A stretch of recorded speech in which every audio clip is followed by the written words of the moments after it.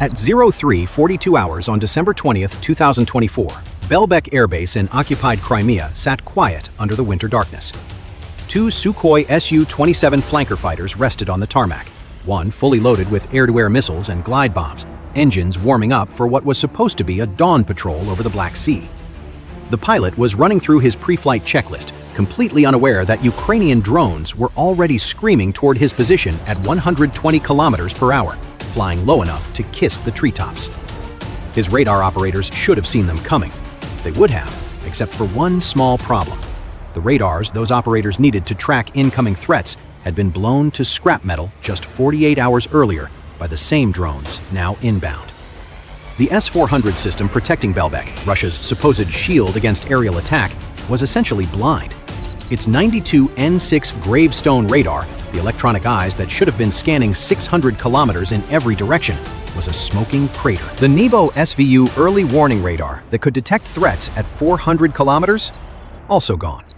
The Pantsir S two-point defense system that was supposed to be the last line of protection? Obliterated. Ukraine had systematically dismantled Belbek's entire air defense network in the previous strike, turning what Putin believed was a fortress into a shooting gallery. What happened next would cost Russia $70 million in destroyed aircraft, further expose Crimea as a liability rather than an asset, and prove that Ukraine had figured out the formula for turning Russia's stolen peninsula into a burning money pit. This wasn't just another drone strike. This was the continuation of a methodical dismantling operation that had transformed Crimea from Putin's prized conquest into his most expensive headache. The security service of Ukraine's Alpha Special Operations Center launched its drones from somewhere deep inside Ukrainian-controlled territory, likely from positions over 300 kilometers away from Belbek. These weren't hobby store quadcopters. These were long-range unmanned aerial vehicles capable of carrying explosive payloads weighing between 20 and 40 kilograms, flying for hours at altitudes low enough to avoid most radar detection. The drones navigated using a combination of GPS coordinates and pre-programmed flight paths, skimming over the Black Sea at wave-top level before turning north toward the Crimean coastline. At 03:47 hours, the lead drone crossed into Crimean airspace. No alarm sounded, no interceptor missiles launched. The base was completely deaf and blind to what was coming.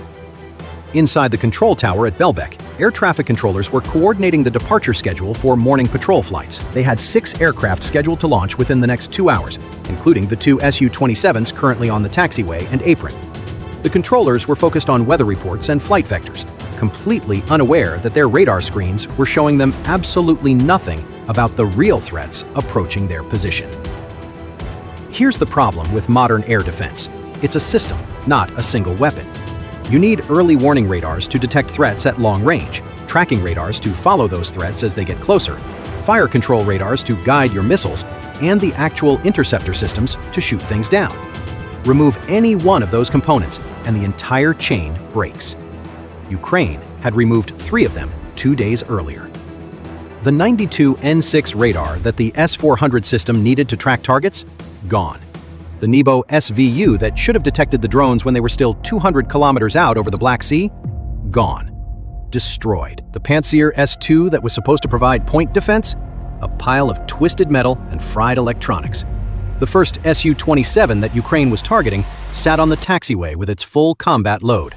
2 R-27 medium-range air-to-air missiles on its outer wing pylons, 2 R-73 short-range infrared missiles on the inner pylons, and most importantly, 2 FAB-500 M62 glide bombs under its fuselage.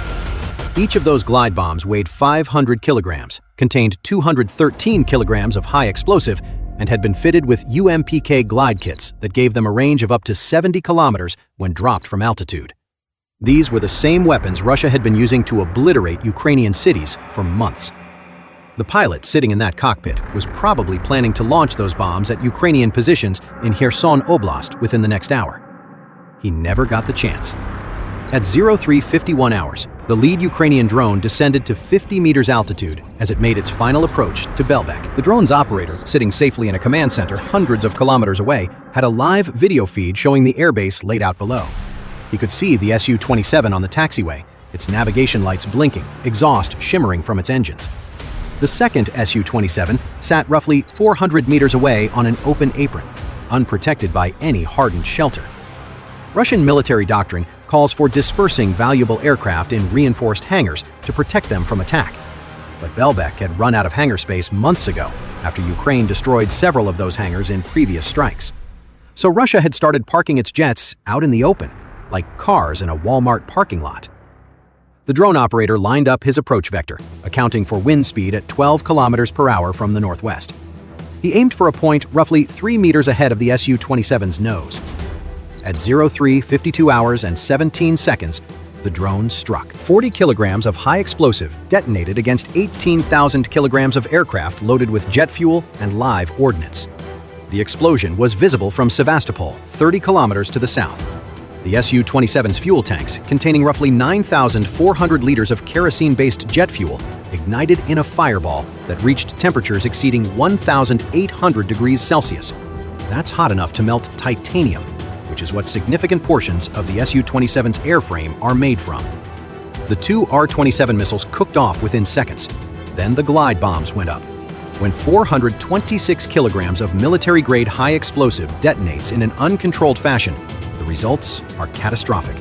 The shockwave traveled outward at 7,000 meters per second, roughly 20 times the speed of sound.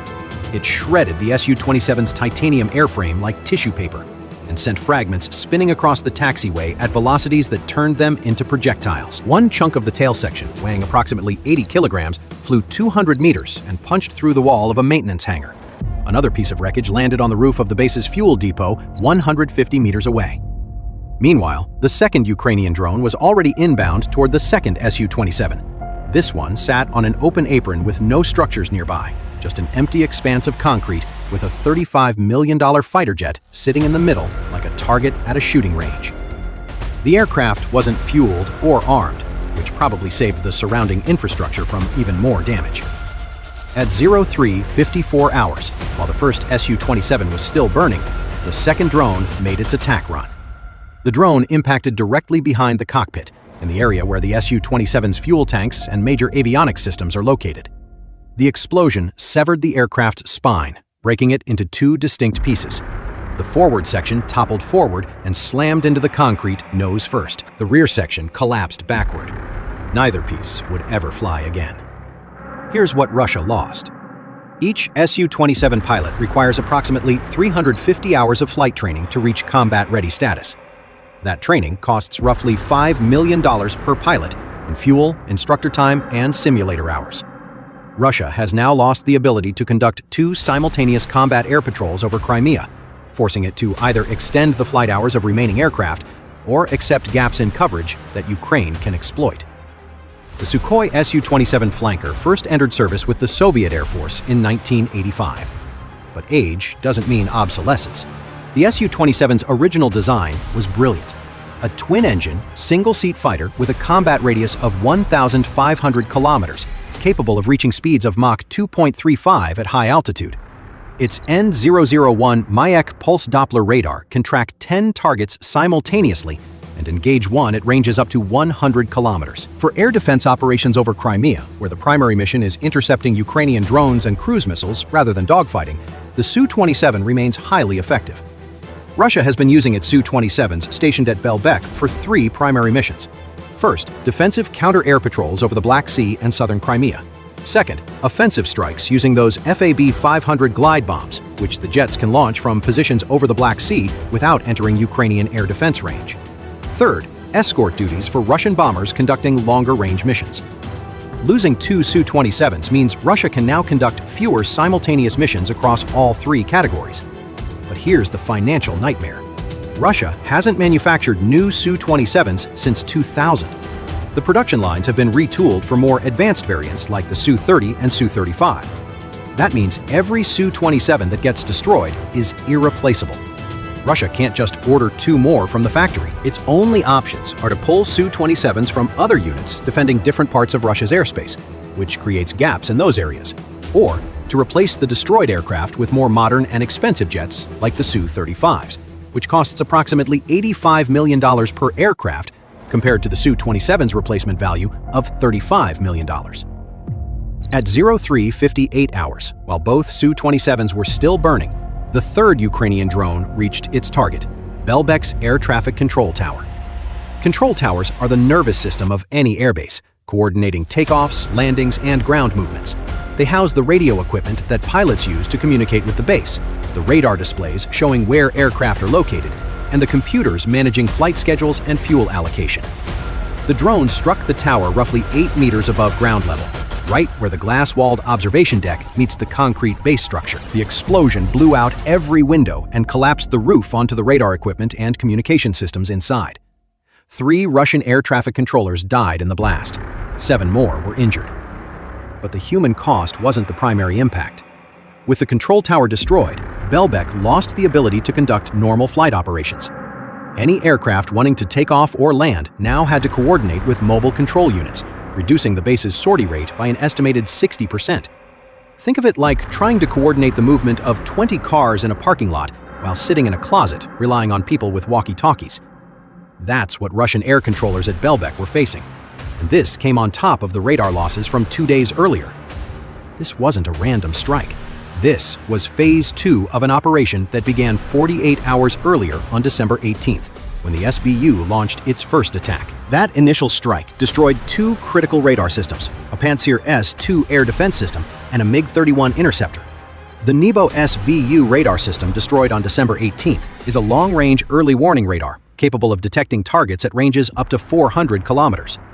It operates in the VHF frequency band, making it particularly effective at detecting stealth aircraft and low-flying cruise missiles. Each Nebo-SVU costs approximately $25 million and takes weeks to deploy because the massive antenna arrays need precise calibration. Losing one creates a blind zone 400 kilometers wide that Ukraine can exploit.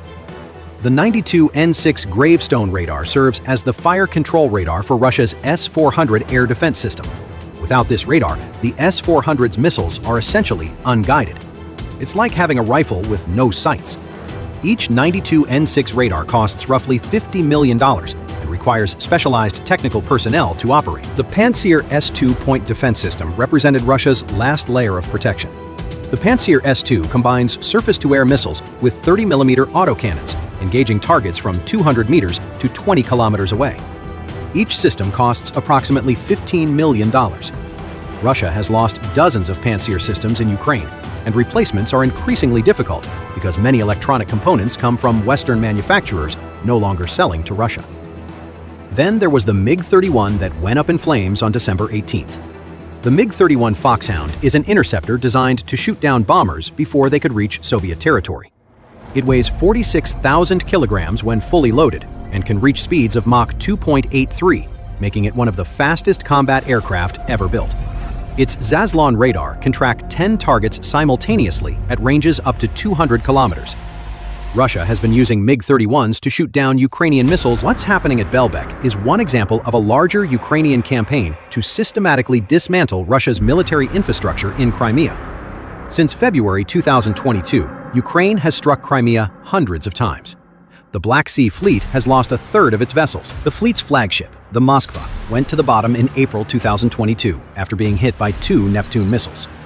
Russia has pulled its remaining vessels back to Novorossiysk, over 250 kilometers from Crimea, essentially ceding control of the western Black Sea. The Kerch Bridge, which Putin opened in 2018 at a cost of $3.7 billion, has been attacked multiple times. The October 2022 truck bomb collapsed a section and damaged the railway span. A July 2023 naval drone attack caused further damage. The bridge has become a symbol of vulnerability rather than strength. Russia's air defense network across Crimea has been progressively degraded.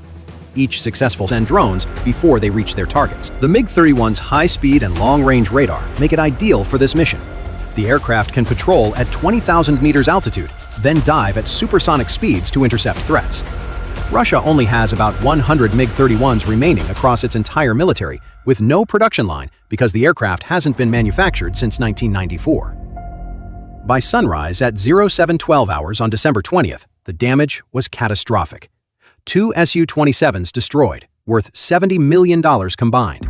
The control tower in ruins, costing an estimated $5 million to rebuild. And, most critically, the airbase's operational capacity reduced to perhaps 40% of normal. But zoom out and look at the bigger picture. abrupt strike creates a gap in coverage that Ukraine exploits for future strikes, creating a cascading effect where defensive capabilities steadily erode. Russia faces cruel mathematics. It takes weeks or months to deploy new air defense systems, but Ukraine can destroy them in minutes. The strategic implications are profound. Crimea was supposed to be Putin's unsinkable aircraft carrier. Instead, it has become a resource sink. An estimated 160,000 Russian troops are stationed in Crimea, not fighting, but defending. That's roughly equivalent to the entire active-duty military of the United Kingdom, just sitting there, waiting for Ukrainian drones. From an economic standpoint, Crimea has hemorrhaged money since 2014. Russia has poured over $50 billion into infrastructure projects and military installations. Western sanctions have cost Russian businesses operating in Crimea an estimated $150 billion in lost revenue. Tourism has collapsed. The peninsula was attracting between 6 and 8 million visitors annually before 2022. By 2024, those numbers had fallen by an estimated 70%. Every military asset Ukraine destroys represents not just replacement cost, but opportunity cost. The two Su-27s cost $70 million to replace, but add training costs for replacement pilots, lost operational capability, and reduced strategic flexibility, and the true cost exceeds $100 million. The radars and air defense systems destroyed on December 18th cost hundreds of millions combined, and some may be impossible to replace quickly due to sanctions. Russia's dilemma is that it cannot afford to defend Crimea adequately, but it also cannot afford to lose it. The peninsula has enormous symbolic importance to Putin. Giving up Crimea would be viewed as catastrophic defeat. But defending Crimea drains resources from the war effort elsewhere. Every S-400 battery deployed to Crimea is one less protecting Russian cities, and whatever remained of its illusion that Crimea was a safe rear area. The two Su-27s sat as twisted blackened wreckage on the tarmac, their titanium airframes melted into abstract sculptures of military failure. The control tower leaned at a precarious angle. Its observation deck collapsed into the structure below. Communication equipment reduced to sparking debris. Russian ground crews spent the next 12 hours pulling bodies from the rubble and trying to salvage anything that wasn't completely destroyed. They didn't find much worth saving. The strategic calculus is simple and brutal. Ukraine has figured out how to turn Crimea from Putin's prized possession into an expensive liability that bleeds resources Russia desperately needs elsewhere. Every S-400 system protecting Sevastopol is one less system defending Moscow. Every soldier garrisoning the peninsula is one less soldier attacking Ukrainian positions in Donetsk. Every ruble spent rebuilding destroyed infrastructure in Crimea is one less ruble available for Russia's collapsing economy. Every MiG-31 patrolling over Sevastopol is one less available to defend against NATO reconnaissance flights. Every soldier stationed in Crimea is one less available to attack Ukrainian positions in Donetsk. Ukraine has recognized this dilemma and is ruthlessly exploiting it. The strikes weren't just about destroying aircraft. They were about forcing Russia to make impossible choices. Does Putin send more air defense systems to Crimea, leaving other areas vulnerable? Does he pull aircraft from other bases, creating gaps elsewhere? Does he accept reduced coverage and risk more strikes? There are no good answers. By the time the smoke cleared over Belbek Airbase on the morning of December 20th, Russia had lost $70 million in fighter jets, a control tower far more than that territory is worth. The two burning Su-27s at Belbek are just the latest installment in Putin's very expensive Crimean subscription service. Except, unlike Netflix, he can't cancel it without admitting defeat. So Russia will keep paying, keep losing aircraft and air defense systems, and soldiers, and money, while Ukraine keeps sending drones to collect what's owed. It's a debt that compounds daily, and the interest rate is absolutely punishing. Bye for now. Putin stole Crimea thinking it would be a fortress. Instead, it has become a target-rich environment where Ukraine practices its long-range strike capabilities with increasing precision and devastating effect. The SBU's promise to continue its systematic work in Crimea wasn't a threat. It was a guarantee. Belbek will be hit again. So will other bases across the peninsula. So will the Kerch Bridge, the naval facilities at Sevastopol, the ammunition depots, the fuel storage sites, and anything else Russia foolishly believes is safe. Ukraine has demonstrated that it has the capability, the will, and the weapons to strike anywhere in Crimea anytime it chooses. Russia's only question now is how much more it's willing to lose before admitting that holding on to stolen territory costs